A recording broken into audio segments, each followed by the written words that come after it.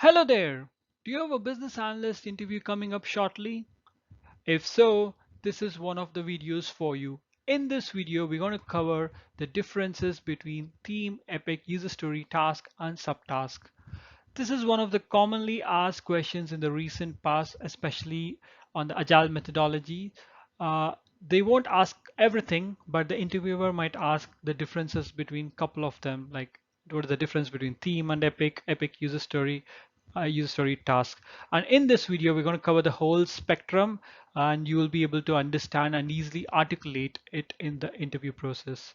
So that's the agenda for this video. And before we proceed further, this is part 11 in the business analyst interview video series. If you have not checked out the others, I'll be providing the link in the description box for all those videos. Please feel free to check out. And I can guarantee you that most of the questions you see in this video series would be asked in your next interview, and you can crush it. And again, if you're viewing this video for a first time, welcome to the Prefect BA channel. And I would request you to go ahead and subscribe to our channel and click on the bell icon so that you'll be notified when we put out a new video. We put out videos on business analyst tools, techniques, and interview prep. Okay, we got that out of the way. Let's get started. Okay, let's get started. So the first layer is the theme. So theme is like the overarching umbrella which holds uh, the group of requirements which have a common attribute. So for example, if there are customer facing requirements, the UI, the design, so all those can be grouped under a customer experience theme. Similarly, if there's any requirements related to the notification and communications to the customers, it can be under customer communications theme. And the backend, like the staff side requirements, can be staff side optimization theme. So these are basically a grouping of the requirements which have a common attribute. So it will be useful further in the prioritization as well, and we know how the requirements kind of align into. So that's the theme, which is the highest layer, I would say, in our hierarchical structure, which you see in this particular slide. So that's first layer, which is the theme. Coming to the second layer, which is an epic. Epic is a high-level business requirement. It can be further decomposed into the next layer, which is the user stories. So Epic and user stories are tightly linked to each other, and both are created by the product owner or the business analyst who's assisting the product owner. So Epic can be broken down into 2 to 3 user stories. User stories are basically again the requirements, but they are they cater to a particular functionality. So we'll cover all these things using an example in the upcoming slides, so it'll be much clearer. But for now, epic and user stories are the requirements, and they are created by the product owner or the business analyst. And epic and user story comprises of the product backlog. So that's what I would speak about the epic and user stories. Then that's the second and third layer. The next layer, which is the fourth and fifth, are again kind of closely linked. So once as you're aware of the sprint planning meeting, so this is where from the product backlog the items would be selected for that particular sprint, which becomes the sprint backlog. So when the epics and user stories are moved from the product backlog to the sprint backlog for that particular sprint, and kind of it's finalized, then the scrum team, the developers, the testers, so they would be creating tasks for getting the user story delivered. So it comprises of the development task, the testing task, even the design related tasks can be created. So these are all created under the particular user story, which are required to deliver the user story. So that is the task, and it is created by the build team, scrum team, comprising of the developers and the testers. And then in case if a single task is being worked by, let's say, multiple people, and you want to further break it down, that is where we get the fifth layer, which is the subtasks. So subtasks are basically a breakdown of the tasks, subtask 1, 2, 3, and it can be worked by multiple team members in the Scrum team to deliver it. So that's the again hierarchical and key differentiator for these things. What we're going to do is we can look at the same thing using an example, and it will provide much more insight to it. To summarize, theme is the overarching umbrella for having a grouping of the requirements with a common attribute. Epic and user stories are the requirements. Epic is the higher level, and the user stories are the breakdown of the epics. And then we have the tasks and subtasks, which are linked to the user stories, again created by the Scrum team, the development, the testing team or design team, in order to deliver the user stories. And as you see by shown by the arrow, it's top down, starting from theme and all the way up to the subtask.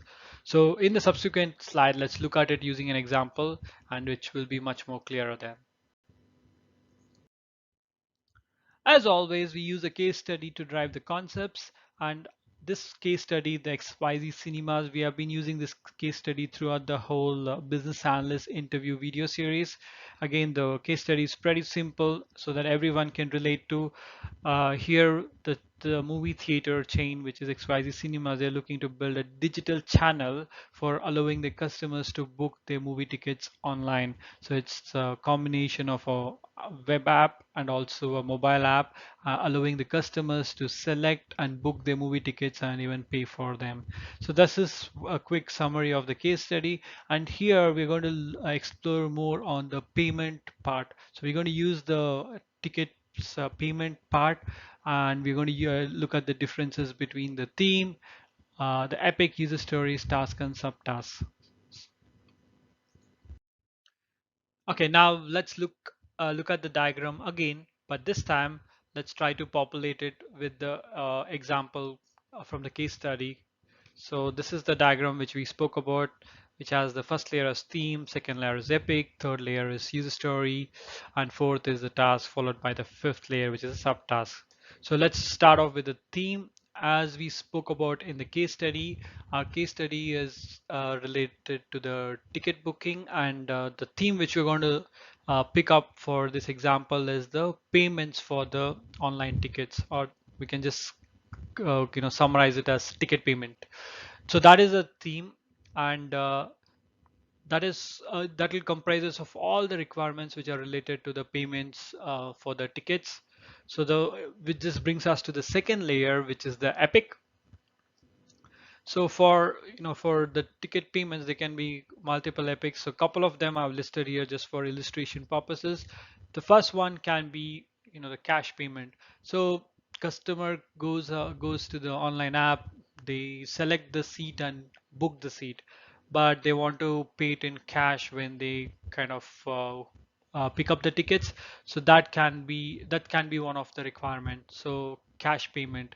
So ability for the customers to pay after booking it once this kind of take the tickets at the ticket counter.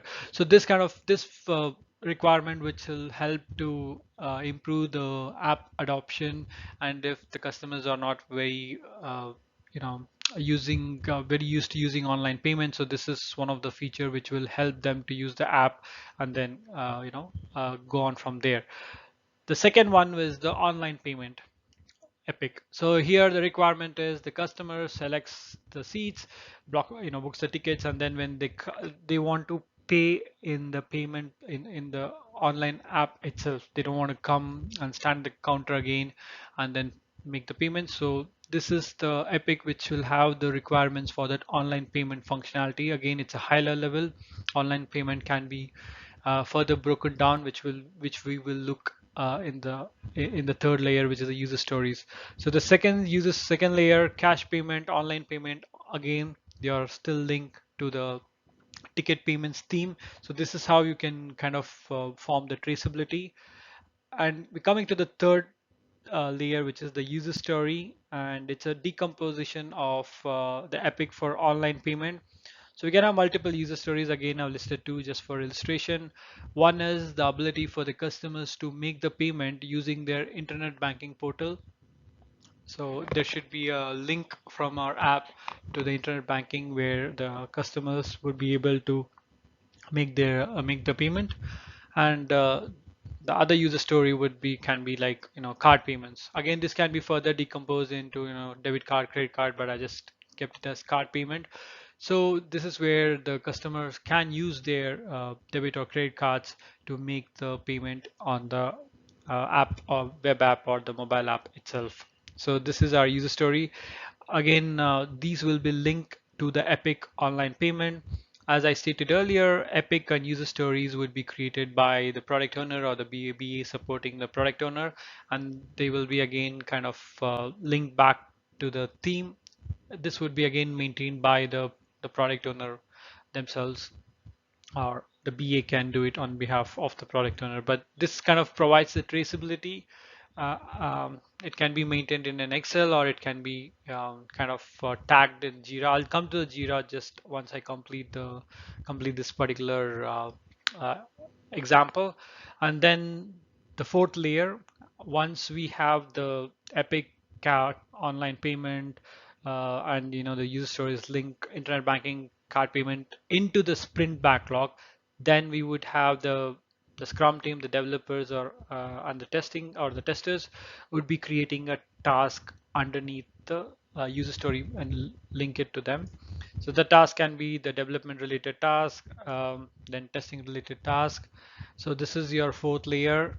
And as I was stating earlier, if you have multiple developers working on a single task, then it can be broken down into this fifth layer, which is a subtask.